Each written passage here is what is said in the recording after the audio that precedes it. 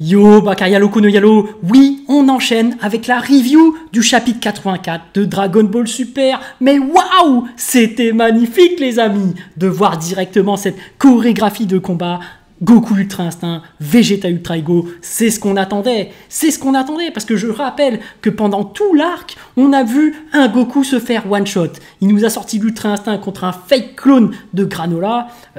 On l'attendait le Goku Ultra Instinct en action. On voulait le voir. Là, on a quand même eu un Goku Ultra Instinct à pleine puissance. Enfin, j'ai envie de dire. Et puis, Vegeta Ultra Ego, sur la fin, quand il s'était fait battre contre Granola, là, on l'a vu en pleine action et ça fait plaisir. Bon, on va revoir un peu ce chapitre. Hein, on va parler un peu de ce qui s'était passé, tout ce qui est avant. Et je dois admettre quand même que, certes, j'étais envahi par les émotions.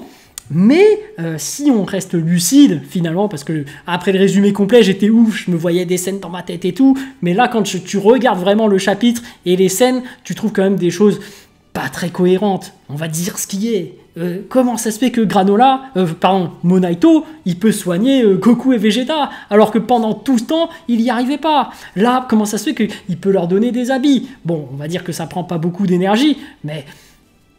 Voilà, là, on dirait qu'il est redevenu un vrai Namek. On dirait qu'il a récupéré tous ses pouvoirs, comme Dende, tout ça.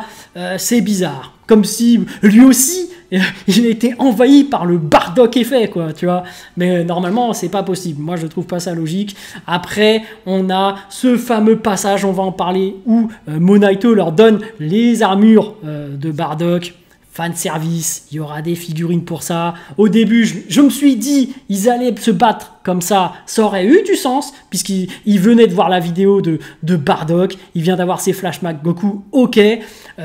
Se battre avec ses armures, je trouvais ça cohérent, parce que l'armure, finalement, coïncide avec son état d'esprit, c'est-à-dire renouer avec ses origines Saiyan. Et ça passait, je trouvais ça correct. Mais bon, après, il récupère ses habits. C'est tout aussi bien, parce que je rappelle que dans l'arc, leur but, c'est de maîtriser les arts martiaux divins, de passer à un nouveau stade. Donc Goku devait maîtriser son Ultra Instinct sans perdre d'énergie. Est-ce que ça va être oublié là? Mais en tout cas, il y aura cette détermination derrière. Et puis Vegeta devait faire table rase du passé. Voilà, on a vu que contre Granola...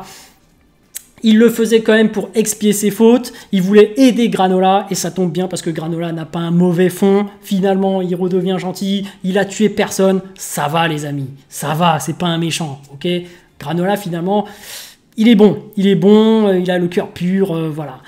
Il était juste un peu naïf. Parfois, il faisait un peu le oh, je te fais confiance, Elec. T'es mon patron, tu vois. T'es mon patron. Oui. Je t'écoute, je te fais confiance. Mais en fait, il se trompait totalement.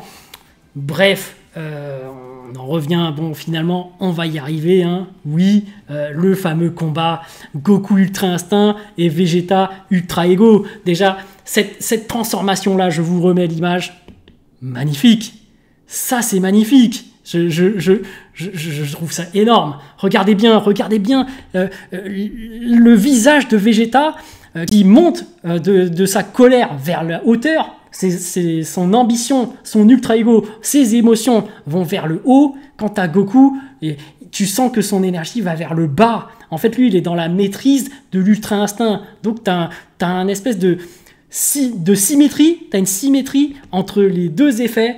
Et c'est beau parce que tu vois bien que les deux prennent une direction différente. C'est-à-dire que là tu as la voix des anges et l'autre, tu as la voix des dieux de la destruction. Oui, ça c'est beau. Et puis derrière aussi, t'as toute une symbolique quand t'as cette colonne de puissance et qui finalement s'unifie en une seule. Donc ça fait vraiment une seule et unique. Donc les deux sont parfaitement synchronisés. Et ça c'est beau. Et on se rappelle, parce que par rapport à ce fameux combat contre Jiren, faut en revenir, hein, t'avais Goku qui avait sorti, je parle de l'anime parce que je me rappelle plus du manga, j'ai la flemme de tout relire, mais t'as Goku qui avait sorti son Super Saiyan Blue, Vegeta avait sorti son Super Saiyan Blue, et à ce moment-là, il y avait déjà une colonne chacun de leur côté, donc ils n'étaient pas synchro. Donc voilà, tu avais deux colonnes qui s'élevaient de même niveau, et tu as Goku qui cumulait avec son Kaioken. Donc en fait, à ce niveau-là, Goku était supérieur à Vegeta. Mais Vegeta a poussé dans ses limites, il les a dépassés, et du coup il y a eu le Super Saiyan Blue maîtrisé, donc le Super Blue Kawaii comme on disait à l'époque, et là il était un peu plus puissant et égal en fait, c'est ça que l'histoire veut nous raconter, que Goku et Vegeta étaient de niveau égal, donc le Blue Kaioken était l'équivalent du Blue maîtrisé. Et là, en fait, ils sont à peu près dans la même symbolique, c'est-à-dire que Goku Ultra Instinct au maximum est de même niveau que Vegeta Ultra Ego au maximum. Donc c'est ça qu'ils veulent nous raconter, ils sont vraiment du même niveau. Oui, je sais que tu vas rager, un peu comme Beerus et Whis depuis cet arc. Oui, là t'es dégoûté là. Tu vas me dire, mais non, mais dans les arcs précédents, on ne parle pas des arcs précédents. C'est terminé, ça ne raconte plus ça. Là, ça te dit que l'Ultra Ego est une voix qui peut égaler celle des anges. Leur niveau de maîtrise de Whis et Beerus est égal. Et effectivement, pour Goku et Vegeta, c'est égaux. Donc là, oui, ils sont de niveau égal. Faut pas chercher, ouais, mais Goku il est plus fort, Vegeta... Non. Ils sont égaux là, ils sont égaux. C'est ça que veut nous dire la scène. Et d'ailleurs, ils sont tellement égaux que ils sont unis même et en une seule colonne. C'est magnifique. Donc je vous remets cette fameuse image magnifique. Hop, qu'est-ce que c'est beau. Mince, c'est pas ça. Hop là. Waouh. Franchement, ça c'est beau. Ça c'est beau. Et regardez. Et moi j'ai hâte vraiment que ça sorte en animé. Mais après, faut dire ce qui est. Si jamais ça sort en animé, vous imaginez si c'est de la CGI. Vous imaginez si ça là, regardez comment c'est stylé, Vegeta et Goku, ça devient ça. Si ça devient ça, l'animé en CGI, ce serait n'importe quoi. Parce que je rappelle que le film Dragon Ball Super Hero, c'est pour tester la CGI, pour ensuite, je pense, c'est une prédiction, faire un animé en CGI. Donc si jamais vous avez de la CGI avec un Vegeta Ultra Ego comme ça et un Goku Ultra Instinct comme ça, franchement, ça ferait mal. Je me demande même s'il serait pas mieux qu'il ne fasse pas d'animé. Parce que si c'est pour le massacrer comme ça, j'ai peur. Moi, je vous avoue, j'ai peur. J'ai peur qu'ils fassent un truc en CGI. Ça, c'est ma plus grosse crainte. Là, ils vont sortir le film en CGI. Il y a des gens qui vont dire « Oh oui, mais tu vas t'habituer, les yeux s'habituent et tout. » Je suis désolé. Au bout d'un moment, quand tu compares ça, qui est magnifique, et ça, faut arrêter, les amis. Faut arrêter. Au bout d'un moment, regardez comment c'est stylé. Moi je veux un vrai combat en animation, voir ce combat magnifique de Vegeta Ultra Ego parfaitement synchronisé avec Goku Ultra Instinct, ce serait magnifique. Bon, ce fameux combat contre Gas, super belle chorégraphie. Là par contre, comparé à ce que je disais, Jiren dans l'animé où Goku et Vegeta n'étaient pas du tout synchro, ce qui perturbait Jiren, là Goku et Vegeta sont parfaitement synchro. Alors la contrepartie, c'est que ça marche pas très bien. Du coup, Gas est nettement plus fort, on dirait, que Jiren. Mais là, on est à des niveaux au-dessus, même si c'est un peu facile par rapport à ce vœu, hein, Torombo. Moi, je t'ai toujours dit que c'était une arnaque.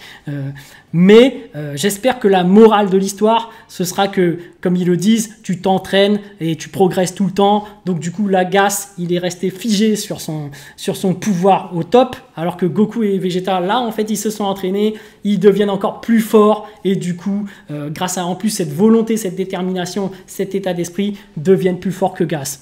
Après, on va partir en prédiction, bien évidemment. Comme je l'avais prédit, oui, je le vois venir. Goku, il va nous sortir la même attaque que Bardock. Je le répète. Il va nous sortir sa boule là, avec l'énergie. Et tac, il va terminer Gas avec ça. Donc du coup, s'il faut que ça arrive, Vegeta, malheureusement, il va se faire avoir. Moi, je sens... je suis désolé, mais bon, après... ça va pas être terrible qu'il se fasse encore avoir. Mais après, ça peut donner du sens. C'est-à-dire que Vegeta... On a vu qu'avec son Ultra Ego, là, il se prend des coups, son pouvoir de destruction augmente. Ça augmente, et du coup, il a plus de ki. Et bien finalement, à force d'encaisser et de prendre, au bout d'un moment, son physique ne tient plus, mais il a une réserve de ki immense. Et du coup, là, ça a du sens qu'il donne son énergie à Goku. Et du coup, là, Goku, il pourra vraiment faire l'attaque de Bardock à pleine puissance, et boum, éclater Gas. Et c'est ce que je prédis. Oui, voilà. Mais bon, après, je sais qu'il y en a qui vont être déçus. Ouais, mais Vegeta, finalement, c'est un support. Vegeta n'aura jamais le bon rôle. Et malheureusement, c'est le cas. Ce n'est pas le héros. Et il se fait tout le temps avoir. Mais voilà, c'est ce que je prédis. Cependant, et écoute-moi bien, Toto, Toto, je te parle, je te parle. Moi, ce que j'aimerais, même si tu vas pas le faire, c'est que Vegeta... Bon, déjà, il n'y aura pas de Gogeta. Je ne veux pas voir Gogeta, même si c'est vrai que l'autre fois, j'étais un peu sur l'impulsion. Je me suis dit, ah, Gogeta, c'est de la balle. Mais finalement, je me suis remis des idées en place. Je me suis dit, ah, Gogeta, tu le gardes pour un film. Ok, là, ce que je veux, c'est... on parle de Gogeta, mais j'ai pensé à ça, c'est sa technique, là, sous le spirit. Tu vois, là, quand il tend bien la main comme ça, là, en l'air, et qu'il fait sa fameuse boule, et qu'il a utilisé contre Janemba pour le faire exploser. Pas celle qu'il a utilisée contre Broly, c'était pas stylé là. Là, vous avez abusé, c'était pas stylé. Contre Janemba, c'était stylé, ça avait one-shot le mec. Là, vous l'avez fait sur Broly, je ne comprends pas. Soul Spirit, c'est censé détruire les esprits, purifier le corps, etc. Contre Broly, ça a une explosion, ça n'a pas fait effet, ça n'a pas one-shot Broly. C'était pas terrible. C'était fanservice et c'était mal fait. Voilà, je le dis, Gogeta Blue, là, quand il a sorti sa technique, j'ai pas aimé. Mais là, quand il était en Super Saiyan, Gogeta, il avait trop de flow. Gogeta contre Janemba, c'était le meilleur Gogeta, le flow ultime. Il était trop stylé, je suis désolé, c'était le god total. Le god total. Et moi, ce que je voudrais, là, si tu m'écoutes, c'est... oui, je parle directement à l'auteur, même s'il va pas me suivre, c'est que Vegeta, il le fasse. Mais tu vois, qu'il le fasse, mais que, en fait, l'explication, c'est que cette petite boule, bah, ce serait du Hakai. Et donc, du coup, il aurait son Hakai comme ça, et tac, il le lancerait, et ça rentrerait sur Gas, et puis Gas, je veux le voir exploser, tu vois, boum. Tu vois, je veux que le Hakai touche quelqu'un, et boum, destruction. Parce que on sait très bien que le Hakai, la destruction, c'est quelque chose de décisif. Tu peux pas l'utiliser contre tout méchant, parce que c'est trop fatal, en fait. C'est fatalité, tu vois. Et là, j'aimerais bien que Vegeta, voilà, il utilise cette fatalité contre un mec. Bah, Gas, tiens, allez, hop, là, tu balances ton Hakai, tac. Pas le Hakai qu'ils ont repoussé en mode grosse boule. Je veux un truc fin, tu vois, un truc boule de Hakai, tac, petite boule là, tac, bien placée, fou. Voilà. Et pourquoi je m'adresse à Toto? Parce que je sais que c'est possible que tu fasses de la merde. Oui. Et pourquoi je dis ça? C'est que Toto, il serait capable de le faire pour Goku. Tu vois, Goku, tu sais pas d'où il arrive. Il fait un Soul Eater, la Soul Spirit bombe. Il arrive, il le jette et Gas explose. Et ça, je veux pas. Ce n'est pas à Goku de le faire. Si tu veux que Goku tue Gas, tu lui mets la meilleure attaque de Bardock, là. L'attaque de Bardock lors du TV spécial. Sa boule concentrée, paf, ça tu le lances, boum, ça shoot Gas. Deuxième option, que tu vas pas faire, je sais, mais Vegeta fait un Hakai. Moi, je veux... Oui, Vegeta, vas-y, place un Hakai, tu vois. Moi, je veux qu'il y ait un méchant qui meurt, qui explose, un Hakai bien dans la face, là, voilà. Là, ça c'est de la dieu de la destruction, c'est bon, c'est ça que je veux, tu vois. Mais bon, voilà, ça, ce serait trop cool. Après, bon, Gogeta, j'ai pas envie de le voir, finalement. Mais c'est vrai que s'il le place et qu'il est badass et qu'il one-shot Gas, pourquoi pas. Je trouverais ça pas terrible, mais... Bon, moi je le dis, hein, Gogeta, ça apparaîtra jamais en manga, même si des gens, oui, mais ils l'ont canonisé, non, ils le gardent pour les films, c'est comme Broly, tu les verras juste 2 secondes pour des clins d'œil. Moi, en manga, c'est pas possible qu'ils apparaissent. C'est trop... Gogeta, c'est la mascotte, donc il peut pas apparaître comme ça dans Dragon Ball Super, le chapitre dans le manga. Il apparaît qu'en film, parce que ça fait vendre des figurines, ça fait de l'audimat, ça fait des trucs de ouf. Donc voilà les amis, super chapitre, super chorégraphie de combat, il y a un petit parallèle par rapport au combat de Jiren, et là on sent que Goku et Vegeta ont un meilleur travail d'équipe, malgré le fait que finalement l'ultra ego c'est fait pour que Vegeta soit en mode égoïste, donc il agit finalement et esquive la boule de Hakai, et il part en solo. Et ce qui est bien, c'est qu'ils exploitent aussi cette capacité de se prendre des coups et de devenir plus puissant, parce que ça on l'avait pas ressenti face à Granola, là on l'a bien ressenti, là il est capable de toucher Gas alors qu'il se prenait pas de coups. Ouais, ça marche. Bon, après voilà, je vous ai dit moi ce que je voulais. C'est-à-dire que moi, je veux un Vegeta qui Hakai carrément Gas. Mais après, ce que je prédis, ce n'est pas ce que je veux. Tu vois, il y a une nuance. Parce que pour le sens, pour le parallèle par rapport à ce qu'a pris Bardock, je prédis que Goku va lancer son attaque et que même Vegeta va lui donner de l'énergie. Ouais, c'est quand même bien foutu. C'est quand même bien foutu comme coup final. Voilà. Une nouvelle fois, je le dis, il y a des choses à faire. Et là, le chapitre, il nous a plus ou moins hypé. Ça fait plaisir parce qu'on les attendait vraiment, l'Ultra Ego et l'Ultra Instinct ensemble. Et voilà, moi j'ai hâte de voir la suite, tout simplement. Je kiffe, voilà. Donc je vous laisse en commentaire dire ce que vous avez pensé. Et puis voilà, on se retrouve pour la vidéo comme d'habitude que je fais avec les images. Et puis voilà, allez, sur ce, ciao ciao.